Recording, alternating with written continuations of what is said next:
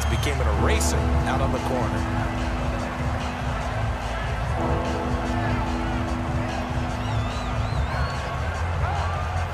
Here comes the 8th play of the drive, and they need a full 10 yards on 3rd down.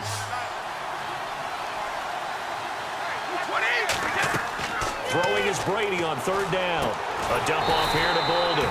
And he'll be a couple yards shy of the red zone here at the 22-yard line. And a tough ask here. They're going to go for it on 4th down and 9.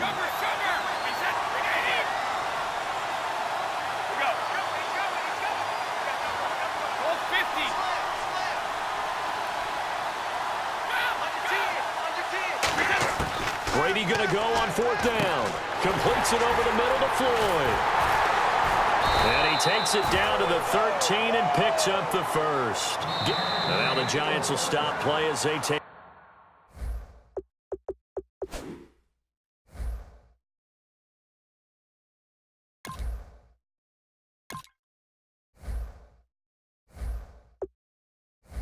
Timeout defensively. They'll have 2 remaining as we step aside here in this first quarter.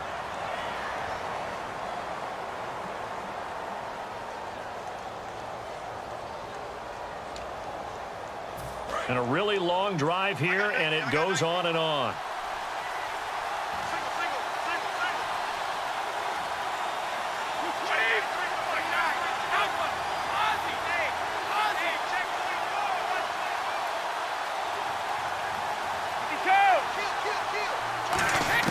Brady now on 1st down. That is caught at the 7-yard line. So, Brandon, while I was at the Super Bowl watching this thing, in person, I kept thinking to myself, the Patriots, the receivers are getting open but not completing plays.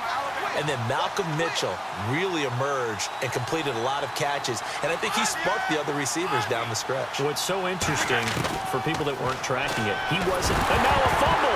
Brady loses the football. On plays like this where the ball comes free, it's often unusual for the team that lost it to get it back. Because this is the quarterback. The ball gets away from him. Everyone else is trying to execute what they're supposed to do on offense. They're usually looking in the other direction, downfield, or have moved away from it. In this case, though, a teammate is able to come up with the ball. Just looking at it from a defensive perspective, when you break the huddle in the red zone, tight end is one of the guys you've got to key on because quarterbacks want the ball in their hands fast in this position, and they want to get it to someone. And in this case, he had the play. They just didn't complete it.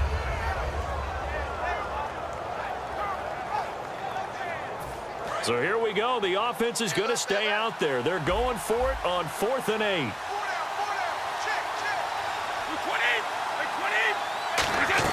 They'll go for it. It's Brady.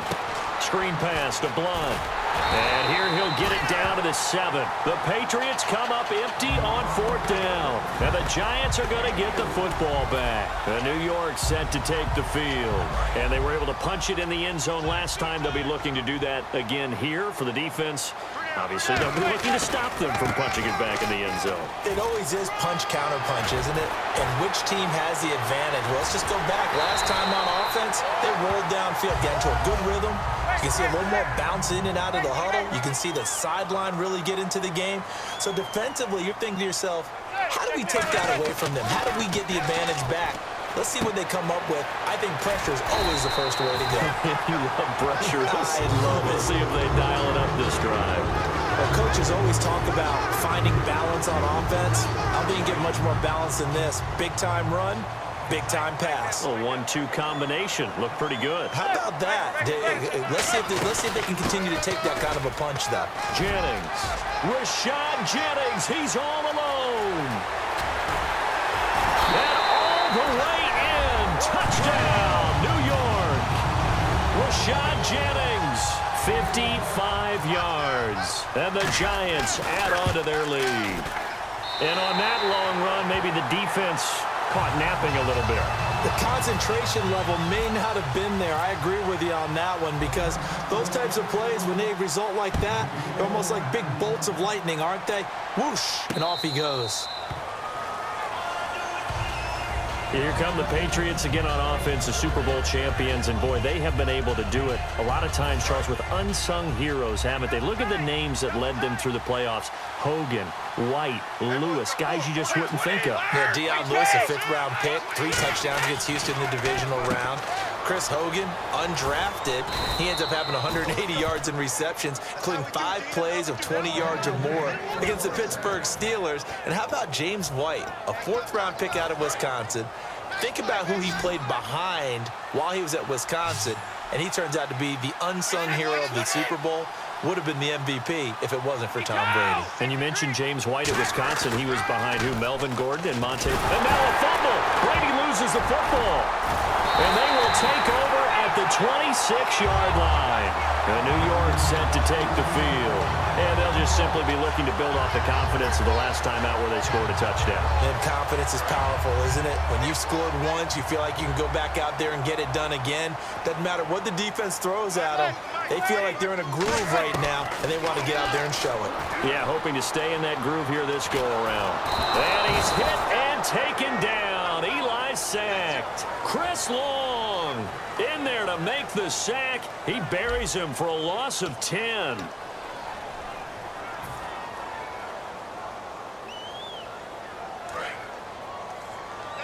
Defense really showing respect to the deep ball here, playing off the receivers.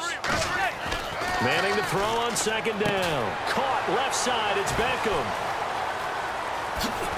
And he's brought down, but not before reaching the 8-yard line. A really good pickup of 28 yards.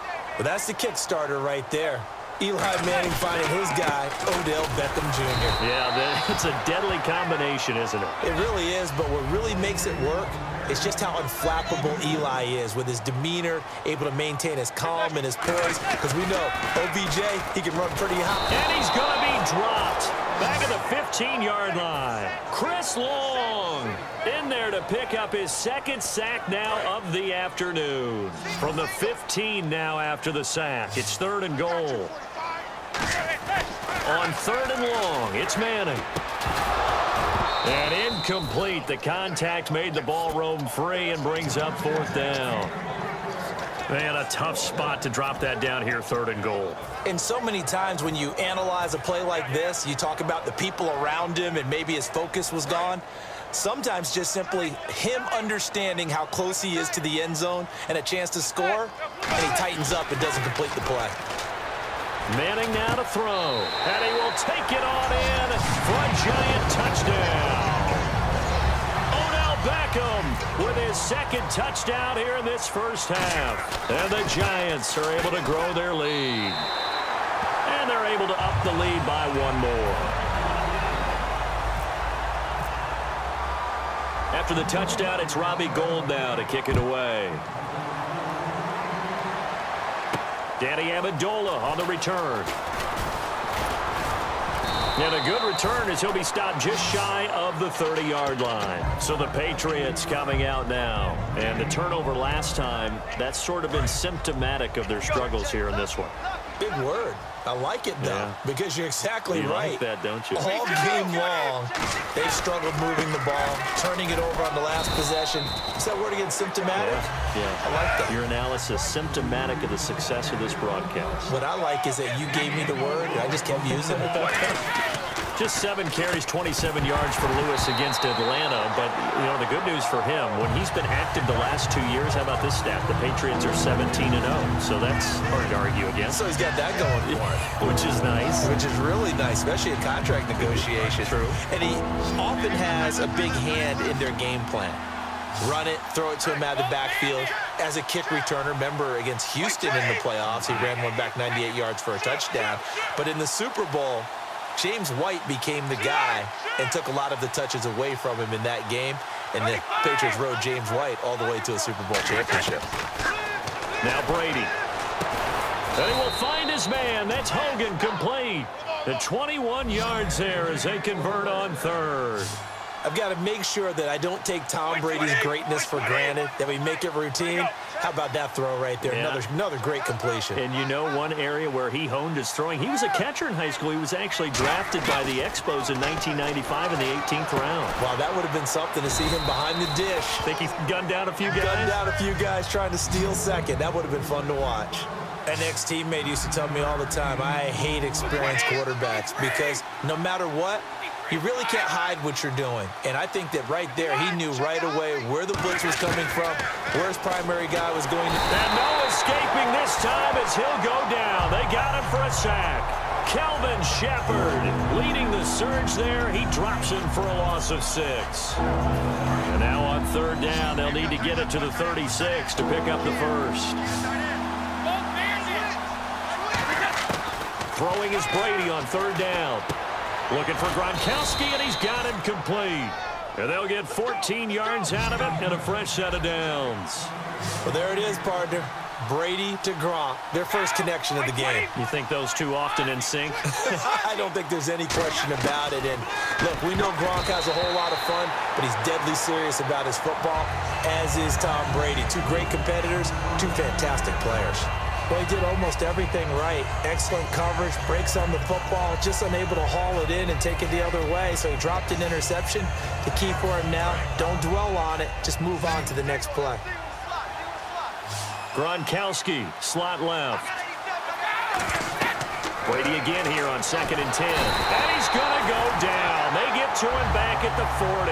Jonathan Hankins in there to get him his second sack now of the afternoon.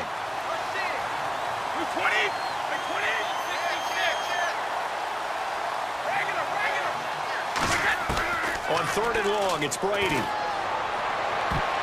Incomplete. Both players were there offensively and defensively, but it falls incomplete. Well, he bounced up after taking a sack and took a shot downfield. I think a lot of us thought maybe he'd run draw in that situation. Instead, tried to get it all back in one play. Yeah, 3rd and long, thought he needed the deep pass, couldn't connect it. Maybe he was hoping for a penalty downfield to give him the yardage they needed. Well, this winds up an empty possession. Everything looked okay. He just never got the ball on target. And knowing him, he'll be disappointed with that effort. One receiver left, 3 to the right.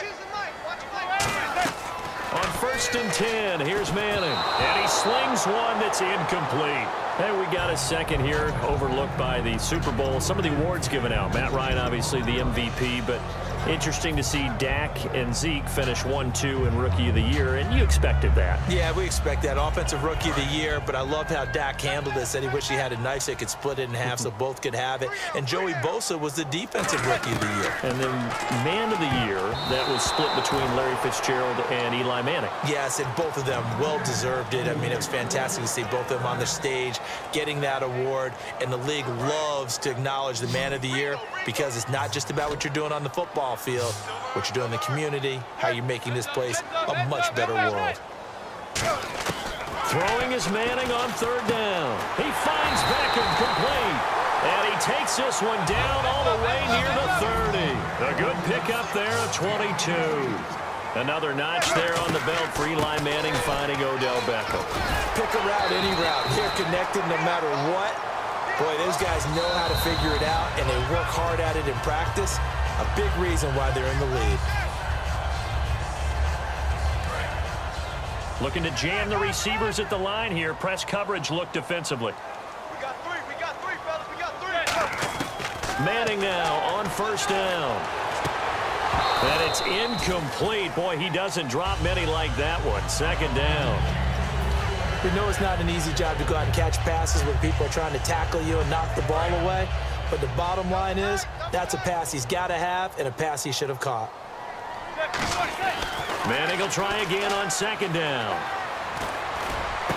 This will be caught at the 2. And he will